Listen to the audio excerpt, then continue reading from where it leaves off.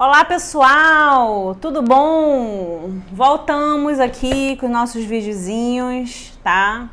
Estou sumida por questões de trabalho, né? Como vocês sabem, a gente já tá praticamente na terceira semana de quarentena, mas o profissional da saúde não para, né? Eu não parei. Eu parei com algumas coisas e fui remanejada para outras, então a gente segue aí trabalhando firme e forte, mas graças a Deus tá tudo bem. Tá? Então eu fiz uma enquete esses dias com os meus seguidores para saber o que a gente ia falar. Eu quero saber o que vocês querem saber, né? O que vocês desejam saber mais. E eu fiquei muito surpresa, porque a grande maioria não quer saber de coronavírus, não quer saber de números, não quer saber de desgraça, quer saber de varizes, tá? É o mal que assola o mundo. É o mal que assola o brasileiro.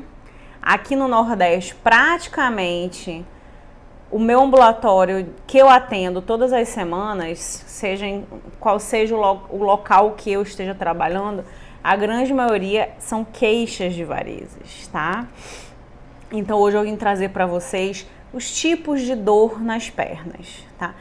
Assim, vamos botar assim, 90% das pessoas que procuram o cirurgião vascular, eles procuram por uma queixa de dor.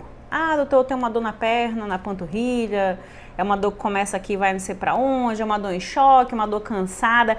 Existem várias causas para dor nas pernas, tá?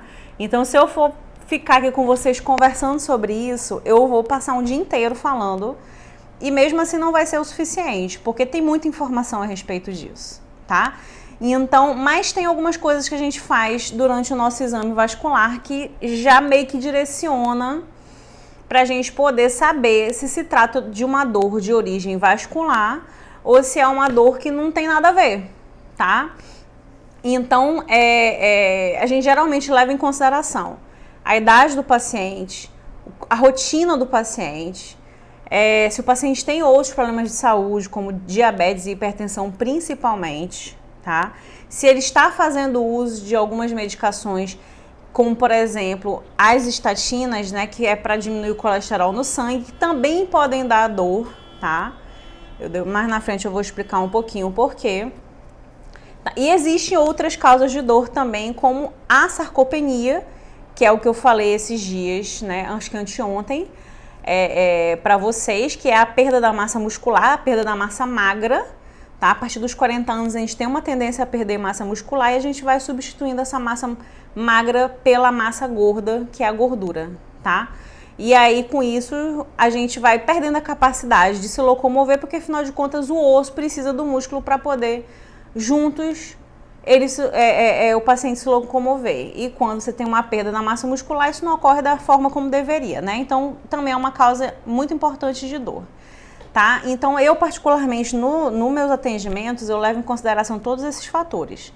E o mais importante, o paciente pratica atividade física, ele é sedentário, ele passa muito tempo em pé ou sentado, qual é o tipo de emprego que ele tem, como é a rotina dele, se ele se alimenta bem, se não se alimenta bem, se tem alguns tipos de alimentos que ele está privado, tá? Então, tudo isso eu tenho que levar em consideração. Então, voltando para o nosso foco, que é a dor de origem vascular, quando nós temos uma dor de origem vascular, a gente tem dois tipos de vasos que podem ser acometidos. Ou as artérias ou as veias, tá? Então, são sintomas, as dores têm uma característica bem diferente entre um e outro. Então, quando a gente tem dor de origem arterial, nós geralmente temos dificuldade de palpar os pulsos arteriais durante o exame físico. A dor é uma dor mais intensa, que a gente chama de dor isquêmica, tá? Uma dor mais lancinante e ela tem a ver com o deslocamento. Então, o paciente geralmente tem uma insuficiência arterial já bem estabelecida quando ele tem dificuldade para caminhar longas distâncias, tá? Então, ele precisa parar para descansar, para a dor cessar e ele seguir em frente. Então, isso é a dor arterial que a gente chama de claudicação intermitente. Quando a gente tem uma dor de origem venosa, e quando a gente fala origem venosa, pode ser uma dor tanto de trombo quanto uma dor de veia que não está bombeando o sangue de forma adequada, tá? Ou insuficiência venosa. Então, a dor da insuficiência venosa geralmente é uma dor cansada, aquela sensação que você está carregando 2 sacos de algum peso nas pernas, né? Geralmente ela não vem acompanhada, ela não vem sozinha, ela sempre vem acompanhada de algum outro sintoma, como por exemplo o inchaço, aquele inchaço no final do dia, tá? Mas geralmente é essa dor, é uma dor em peso, uma dor cansada, que o paciente refere que quando ele eleva, ele descansa com os membros elevados, tem uma melhora significativa. Tá? Então, geralmente é a dor de quem passa muitas horas na mesma posição, ou de quem está sedentário, ou de quem ganhou peso muito, muito rápido recentemente, e o corpo não teve o tempo para acomodar aquele novo excesso de pressão dentro dos vasos, principalmente os vasos das pernas, tá certo? Então é uma dor bem diferente. E a dor da doença aguda, do trombo, lembrando que o trombo ele pode ser arterial ou venoso, tá? Então, também são dores que a gente considera diferentes, são acompanhados de outros sintomas, mas é uma dor aguda, tá? Você dormiu de um jeito e acordou com aquela dor, parece que levou uma pedrada na perna, e de repente você ficou com uma certa incapacidade para caminhar. Então, quando a dor assim, tem essa característica mais aguda, a gente tem sempre que desconfiar de eventos tromboembólicos, seja da parte venosa ou seja da parte arterial, tá? Mas nada como um bom exame físico para a gente poder definir isso aí, porque é uma fronteira muito próxima, tá? É uma linha muito tênue entre a doença arterial e a doença venosa, mas tem características bem específicas de cada uma que a gente consegue fazer essa diferença, tá certo? Um outro tipo de dor que acaba caindo nas mãos do cirurgião vascular é a dor de origem neuropática, certo? Então, a maioria das vezes são pacientes diabéticos, tá? Cuja diabetes não está bem controlada, e aí a gente tem uma certa dificuldade de definir aquele tipo de dor. Às vezes o paciente já tem uma doença mista, tem um componente ali ou venoso ou arterial e está associado à parte neuropática, tá? Essa dor ocorre porque geralmente quando o diabetes ou quando alguma outra doença metabólica como a hipertensão, ela não está bem controlada, então você fica soltando várias toxinas ali no organismo e o nervo ele tem uma bainha de gordura que envolve ele como se fosse um fiozinho encapado, que aquela bainha de gordura ela vai se degenerando, né?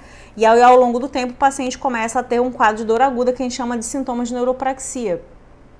Tá? E essa dor aguda, ela começa com essa dor aguda, que às vezes é de difícil controle, você tem que fazer uso de medicações para controlar, e aí ela passa por dor em choque, formigamento, aquela sensação de que a perna está pegando fogo, que está caminhando em brasa, e quando o caso se torna mais acentuado, vira tipo uma dormência, tá? Então é muito comum a gente também ter quadro de dormência em membros inferiores, na verdade nas extremidades, né? Membros inferiores e mãos, e isso é muito prevalente em pacientes ou que são portadores de diabetes ou hipertensão ou que têm uma idade mais avançada, tá? Então, algumas vezes o paciente já tem uma insuficiência venosa, uma insuficiência arterial, e aí a dor se confunde, né? Então, eles têm componente misto, a gente pode ter dor de origem mista, né? De repente um componente neuropático e arterial associado, um componente arterial e venoso associado, um componente venoso e neuropático associado, então a gente também não pode esquecer dessa parte mista, tá? O importante é a gente avaliar o paciente como um todo, tá? Então, dor de origem venosa tem tratamento, dor de origem arterial tem tratamento, dor de origem neuropática tem tratamento. Algumas situações têm mais tratamento do que outras. Algumas a gente precisa usar medicamentos apenas e outras a gente precisa fazer cirurgias, como nas doenças arteriais, tá? Dependendo da gravidade. Mas, geralmente, nos casos neuropáticos, a gente não tem como fazer o controle. O controle é medicamentoso para alívio de sintomas e melhora da qualidade de vida do paciente, tá? Então, quando você tiver uma dor na perna, tá? E você achar que é da sua circulação, lembre-se, até pode ser da sua circulação, tá? Muitas vezes é realmente da circulação. Mas muitas outras vezes tem outras causas, tá? Como causas neuropáticas e, aqui eu esqueci de falar antes, as causas ortopédicas, tá? Então, perda de massa muscular associada a sedentarismo pode dar dor nas pernas. Hérnia de disco pode dar dor nas pernas. Artroses, principalmente o pessoal que tem artrose nos quadris e nos joelhos, pode ter dor nos membros inferiores também. E é como eu falei para vocês, o que diferencia é um exame físico bem feito, né? Então, quando a gente consegue fazer um exame físico bem feito, coletar dados do paciente e em algumas situações a gente complementar com os exames de imagem, então a gente praticamente fecha diagnóstico para esse paciente e depois conduz ele da melhor forma, tá certo? Bom, eu espero que eu tenha conseguido esclarecer vocês, né? Um pouquinho mais sobre dor nas pernas, qual é a origem da dor nas pernas, se tudo é vascular ou não. Né? A gente vai fazendo mais vídeos aí com temas de caráter geral de interesse das pessoas. Eu vou fazer novas enquetes ao longo da semana para saber quais são os temas que vocês mais querem que a gente fale aqui, né? Aproveitar que esse é um momento que a gente está mais quarentenado, né? Então a gente tem bastante tempo aí para fazer alguns conteúdos, produzir alguns conteúdos bem de qualidade. Tá bom, gente? Então, um grande abraço, tá? Uma boa Páscoa a todos, né? Amanhã é Páscoa. Ontem foi Sexta-feira Santa, né? Foi um dia de reflexão. Eu espero que todos tenham aberto seus corações para poder fazer essa reflexão sobre a vida, principalmente sobre o momento que a gente está passando. Tá bom? Então, uma boa Páscoa a todos. Eu espero que todos fiquem bem e fiquem em casa, porque isso aí tudo vai passar. É um período difícil que nós estamos passando, mas vai passar. Um grande abraço.